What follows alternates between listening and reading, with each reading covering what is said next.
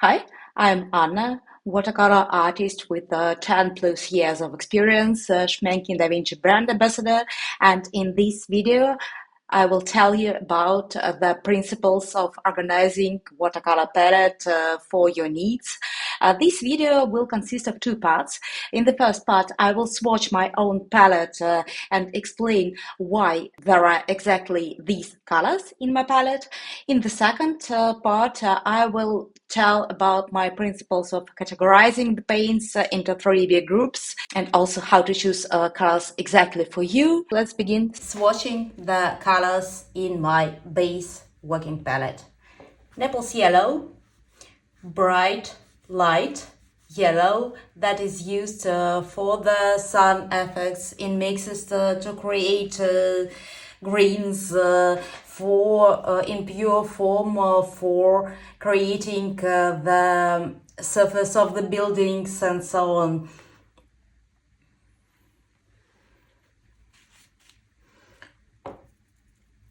Around hue, very cold and transparent yellow that I use again for mixing greens and for in pure form for creating light areas, and I love the mix of aran hue and cobalt blue light to create a gorgeous green color. Then yellow ochre.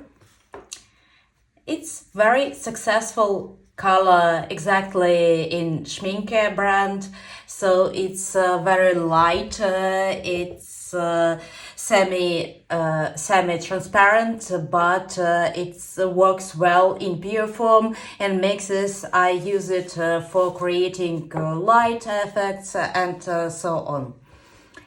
Cadmium orange deep, I think my mostly used color for creating gray, so I use cadmium orange deep in mixes with blues, different blues to create gorgeous gray color. I use it of course in pure form, but mostly it's used for the mixes, and I use this color for many years and I would if you would ask, I have tried all cadmium oranges that are available on the market. I have tried different brands. I have tried different colors within one brand, and this is simply the best, and I love it. I'm using it like for 4 or 5 years, and I think I will use it many years. The next color is cadmium red orange. It's also the color for the mixes mostly, so I use it to create gray, different type of gray, and I use it also in pure form when I need to paint sunset and so on, because it's very bright, very dense, and very sunny, so to say. The next is vermilion light. It's light red color. I use it in mixes for creating violet. I use it in pure form when I need it in painting clouds and so on, but mostly I use it for mixing with other colors to create different mixes. Ruby red deep. It's cold red color, and I use it again for mostly for mixes with blues and so on. And I'm thinking about deleting this color from my palette because it doubles with the next color. It's Quinacridone magenta, and it's even more cold red than the Ruby Red Deep. And I love the behavior of the paint in mixes and in pure form, and of course they are different, but I'm trying to think if I need this. No, this Ruby Red Deep, but exactly this red called color forms my palette for many years, so I don't know.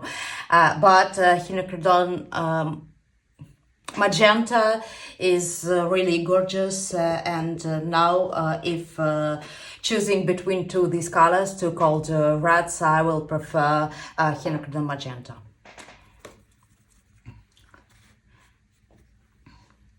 Next is cobalt violet hue. It's obviously violet, and I love the feeling that it's not so bright, it's kind of muted, and I use it in pure form, and also because it's cobalt, it granulates heavily, so I keep it in mind when I paint. Next color, icy red. It's simply pink with whites. And of course, I can mix these by mixing some red with whites, but for me it's more convenient to have this ready color in my palette. So Schmincke in professional line, horizontal line doesn't have the colors with the whites. So I use Academy Aquarelle, it's a student line, and this color I sometimes need some opaque pink for clouds, sometimes I need some opaque pink for the snow, so for different types of landscapes I sometimes use the opaque white, and this I find good. The next color is super-granulating, and it is Galaxy Pink.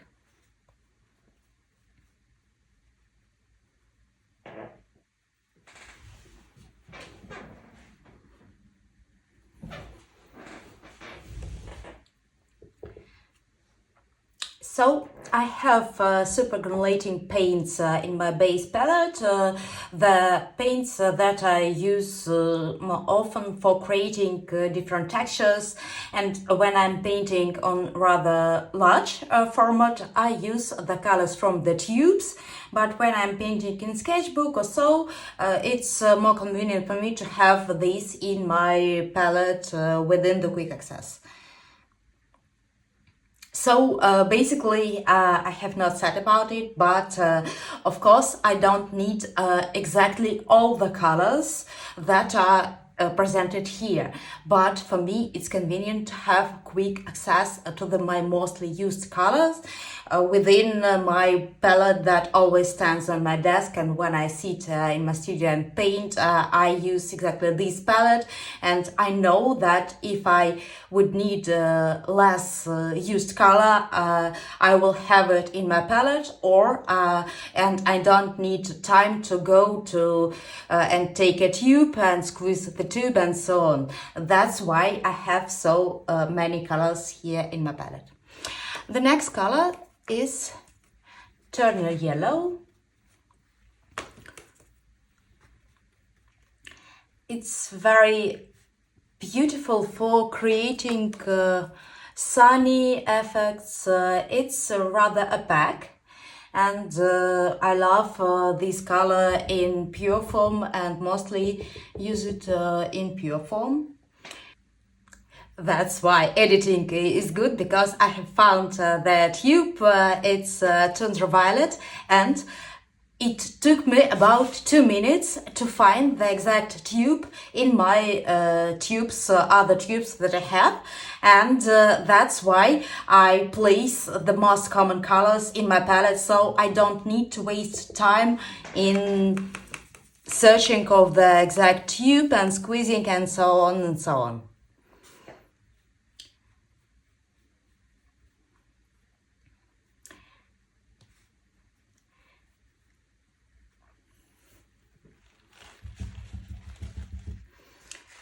This color is from super-granulating line, and because of these swatches are so small, you cannot see the effect of the granulation here because it's really small. But if we paint these for exactly on a larger format, and here is the swatches of the super-granulating colors I had in my palette, and this is Tundra Violet, and it's like, I love this color. So we are finished with the upper row, and then let's move to the lower. And here I have placed the tube because it's not so convenient to place them there. But this is the second or the first, my most used color ever. It's Ultramarine Finest.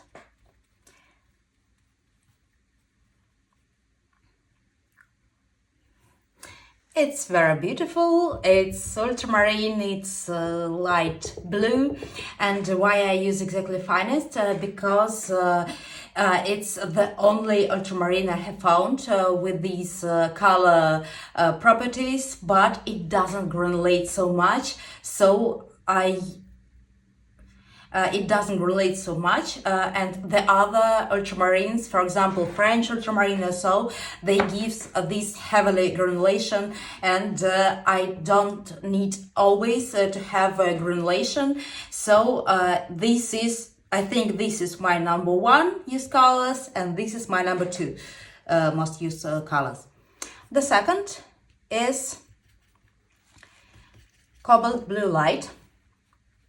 I have rather many blues in my palette because my main subject for painting is snowy mountains, and I need many blues to create different types of colors and washes, and I mix these blues with orange, with cadmium red orange, and with the brown colors I will show you later. So the Cobalt Blue Light is lighter and warmer than my ultramarine, and it granulates. So when I need my mix to granulate, I use Cobalt. And when I don't need my mix to granulate, I use ultramarine. Here the color is Helioterudan. It's very cold, light and transparent blue. It's very useful for mixes and for creating this kind of spring bright sky. And this is the only blue color that doesn't give gray in mixes with the orange, with the browns and so on, because it's generally phthalo blue, and it, when mixes with this color, it gives kind of greenish diapason, but I use it in pure form, and also I use it for kind of accents. I use it for painting the sea, so it's a really useful color. The next color is Cobalt Turquoise.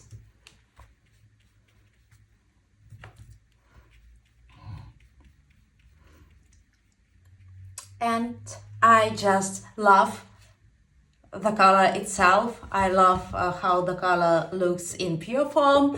I love how it reacts in mixes, and I use it again for painting the sea. I use it for creating kind of accents because it's yeah, the tube says it's semi-opaque, but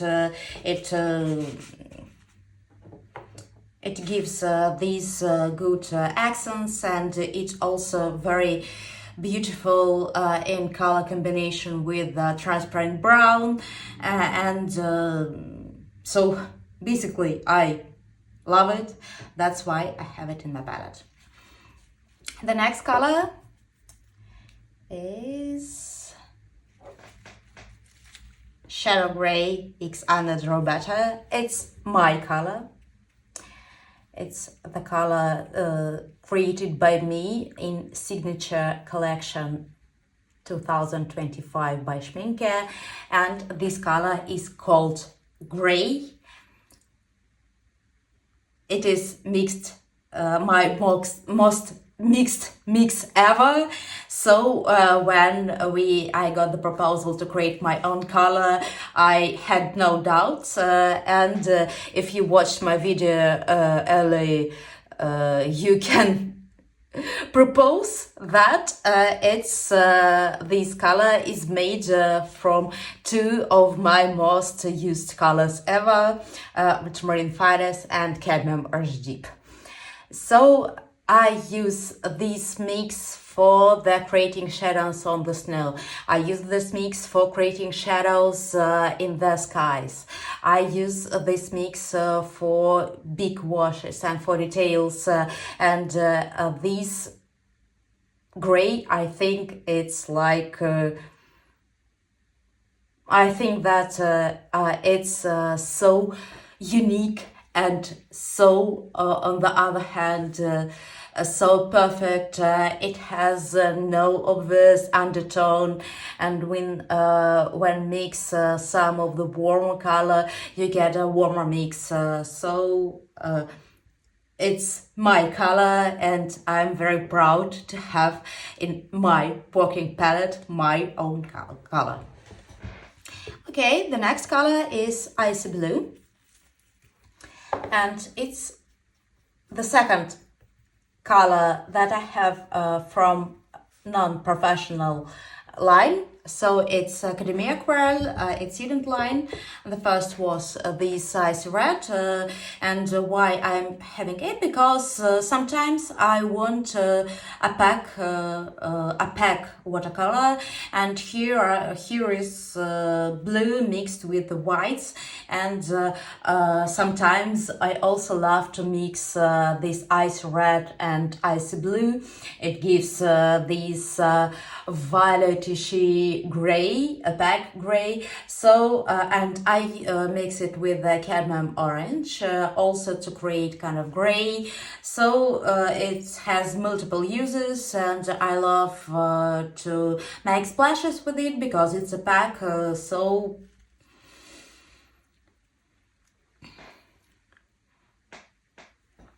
and one more funny things, because I asked Schmincke for this color. I asked for many years, and finally they made this color, this pack blue, and I was very satisfied, and I tested these colors, and now I'm like very satisfied to have this color in palette and available.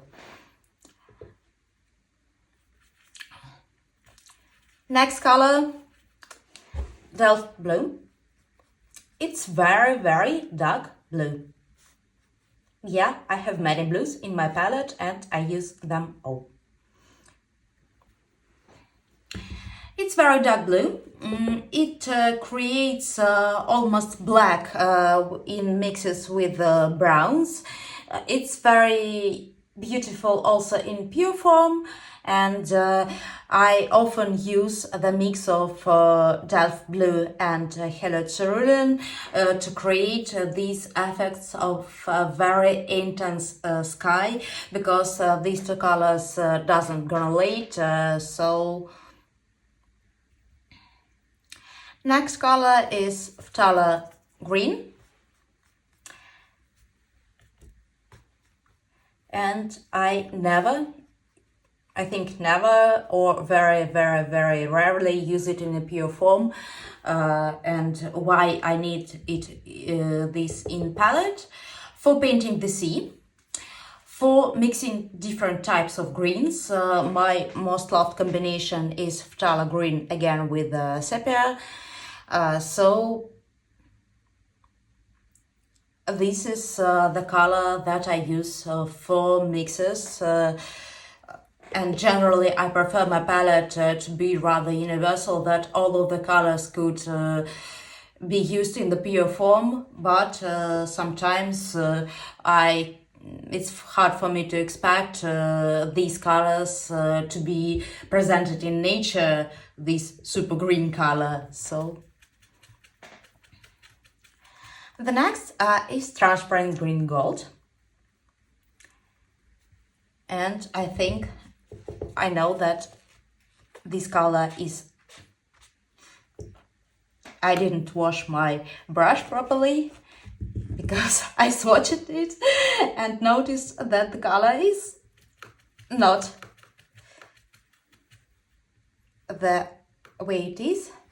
So yeah, this green gold is very interesting because it's like mustardy, but with this green hue and green undertone, and it's very transparent and it's very, so to say, watercolorish. So I love to use it in pure form when I need this transparent, gorgeous wash. Perylene green, it's the color I use often in pure form.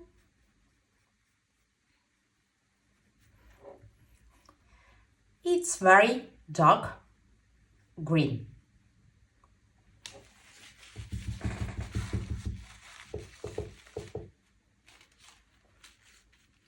I use it for the grass, I use it for the trees, I mix it with some of the yellows to create a warmer feeling, but it's important for me that it's like really dense and dark. So when I need to have this tone in grass, it's always, my choice is always perylene green. Next color is used not so often. In fact, it's used like rarely. It's glacier green. It's from super-granulating series, and it granulates and form this effect of these very beautiful rose granules in this green wash, and I use it again for the mountains and for the grass and everywhere. I just love the feeling of this color in pure form. Deep sea green, again from super-granulating series.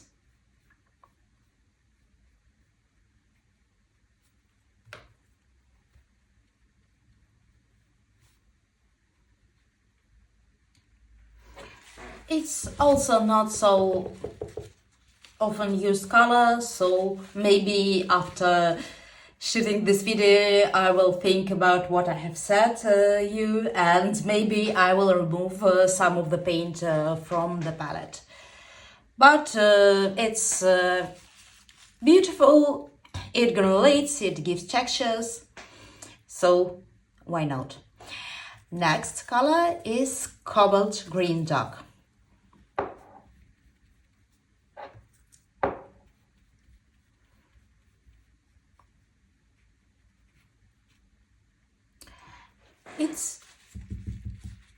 It's used for painting the grass, for painting the trees and so on.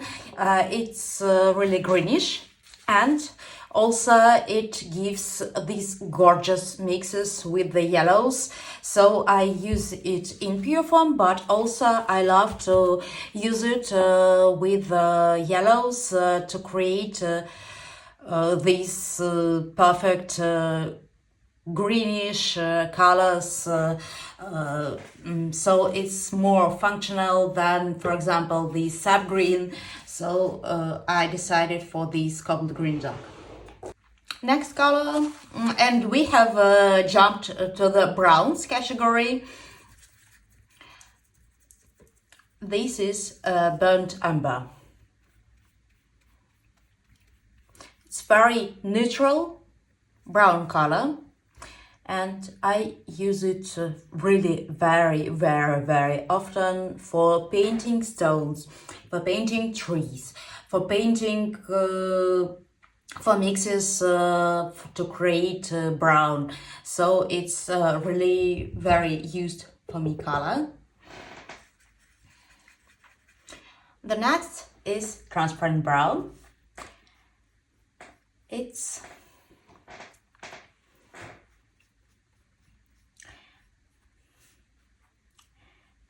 I love to use it in pure form.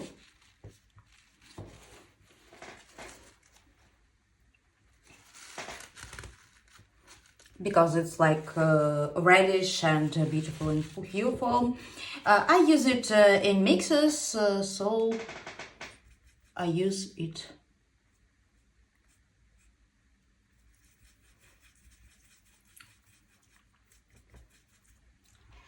The next is Galaxy Violet. It's my favorite color across all super-granulating series. There are 50 colors in it, but a Galaxy Violet is my favorite, top number one. It creates gorgeous texture. It allows it's very beautiful in pure form, so it allows you to create washes, very efficient washes with three colors, with the granules of blue and granules of violet and red. So I simply love it. I have the swatch here, and I think it's really gorgeous. And we are getting to the end of the palette and this long video. Sepia brown reddish. One of my also most used colors. I use it in mixes with delft blue, with ultramarine, with cobalt to create a dark gray, almost black. I use it with cadmiums to create a lighter gray. I use it for deepening the tone. I use it like everywhere, for trees, for buildings, for anything. And last two colors. This is neutral tint, and it's very good, exactly by Schmincke. So the first exactly super good color by Schmincke was the yellow ochre, then cadmium orange deep, exactly, and this. Because it's very multifunctional, it's dark brown with a violetish hue, and it's beautiful in pure form. It goes well for deepening the tone. I know that many artists use it for creating shadows in the faces, so it's really good. And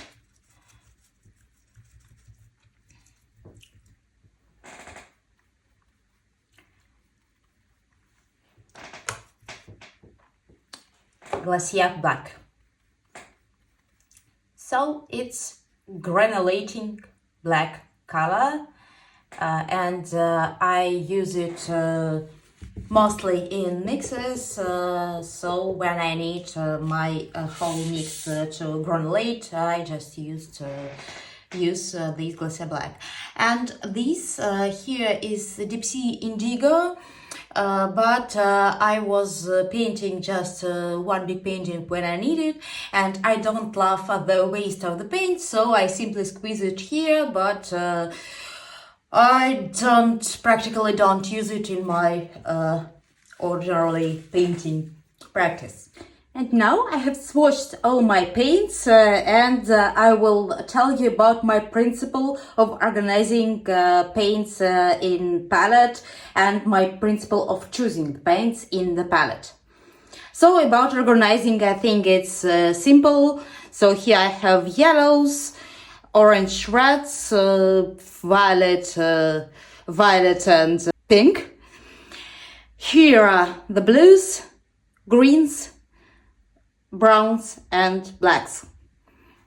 It's rather simple and I just have these free spaces where I just place the paints if I have squeezed too much. That's happened with the color Deep Sea Indigo, but I think I will use it later. So it's about organizing, but I think it's important that you know your palette. You know where your color is, because when I'm painting, I don't even think about where I have this brown or where I have this blue. And also I have two houses in different countries, and in these two houses I have the same palettes. So I have two palettes, equal palettes. Here I will place the photo of my palette in other country, and the colors there are simply the same, organized and placed. So I know that here will be ultramarine. I know that here is phthalo green, and so on and so on. And about organizing. So here is the book I have written, and it's on German.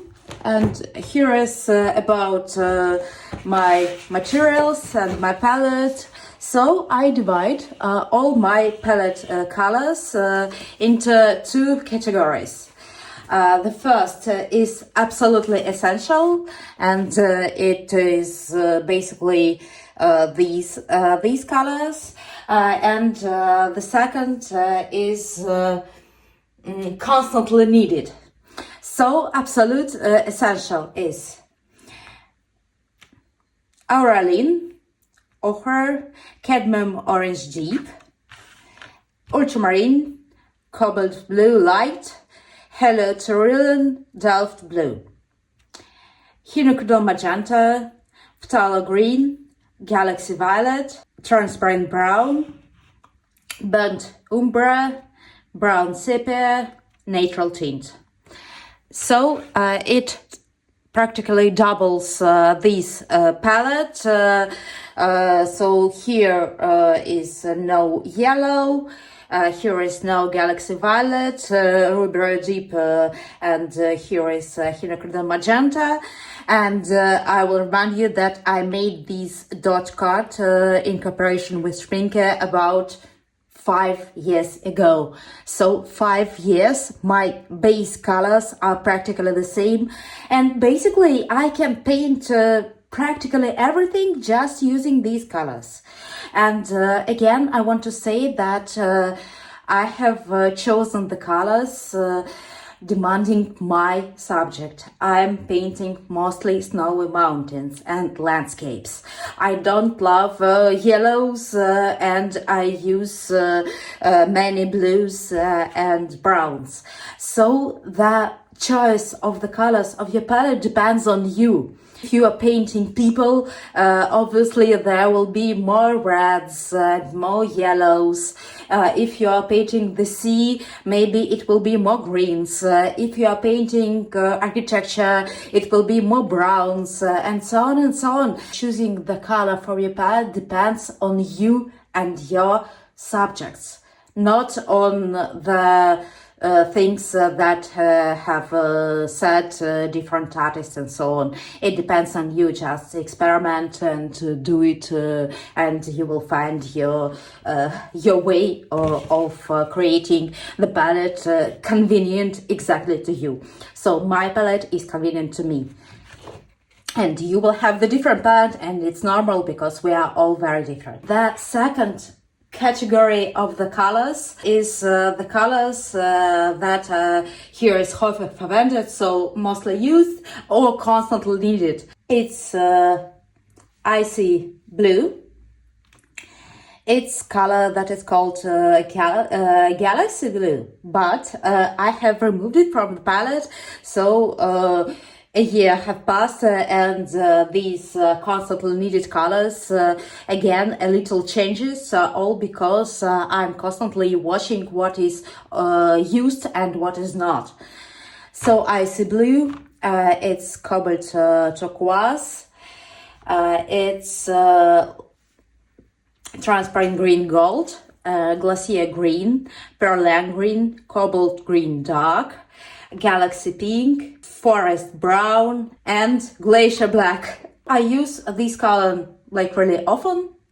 And the third category is super-granulating paints. I have placed it in exact category because I love granulation effects. By the way, if you're interested, look in the video.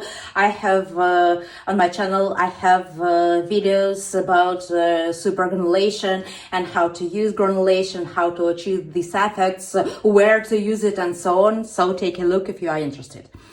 And about the super-granulating colors in my palette, galaxy pink, tundra violet, galaxy blue now, it's removed now, glacier green, deep sea green, I think I will remove it, galaxy violet, glacier black, deep sea indigo, and haze pink.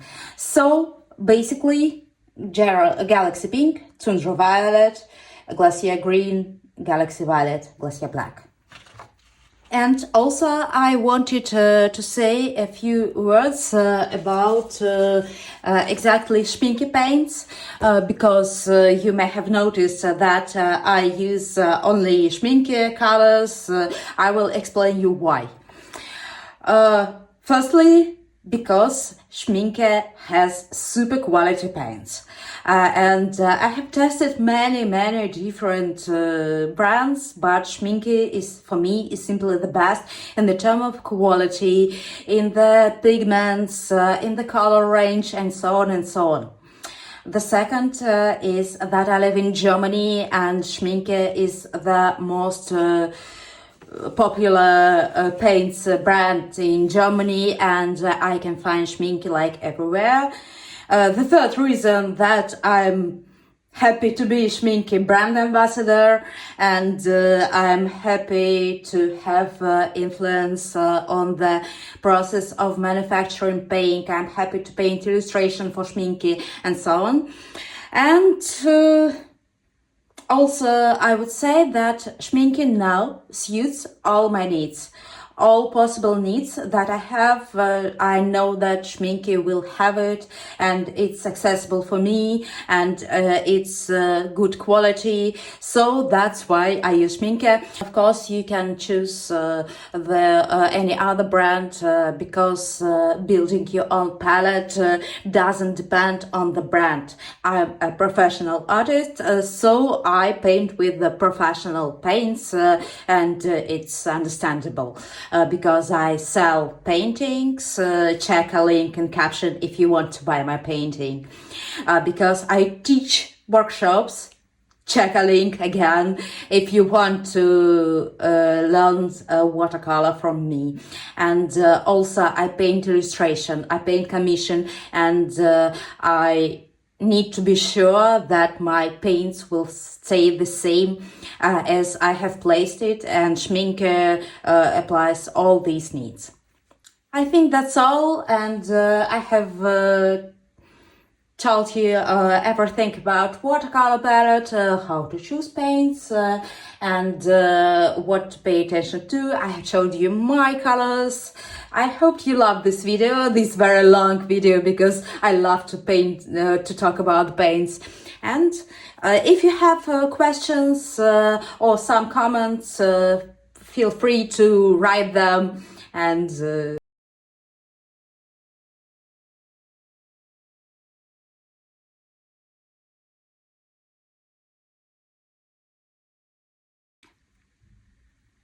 thank you for watching.